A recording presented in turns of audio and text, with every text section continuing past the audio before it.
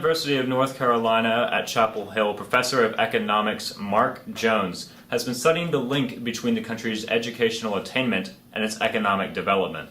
His latest report, Your Degree and Your Country, illustrates many of these effects. It also describes how a college degree is becoming more important in the 21st century workforce, as well as exactly how the new college graduates are contributing to our society. Today we have the exclusive privilege of interviewing Professor Jones to answer our questions regarding the matter. Professor Jones, how are you today? Thank you. Excellent. Exactly how much have college graduation rates risen in the United States? Well, we've seen some pretty significant increase recently. Since 1995, the number of adults 25 to 30 with a bachelor's degree or higher has risen from 24.7 to 33.5%. These numbers may seem smaller than they should be, but they represent significant growth in educational attainment.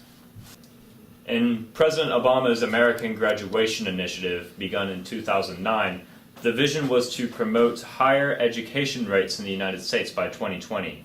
The goals in his initiative were not only to increase the number of graduations each year from colleges and universities, but to also address the issue of financing. How will the effects of this policy affect our economy? Just as high school graduates make more over their lifetimes than their peers without diplomas, a substantial lifetime income gap exists between college graduates and high school graduates. Women ages 25 to 34 with at least a bachelor's degree, for example, earn an average of 75% more than those with only high school diplomas. College graduates are more likely than their peers without degrees to have health insurance and pensions and to report greater satisfaction with their jobs. They also have lower unemployment rates even during economic downturns. They place fewer demands on our health care and welfare systems. Evans, fewer criminal activities, and in so many other ways contribute to economic growth, rather than being a burden on the economy. College-educated people tend to lead healthier lifestyles, are more active citizens, and engage in more educational activities with their children, who are then better prepared for school than other children.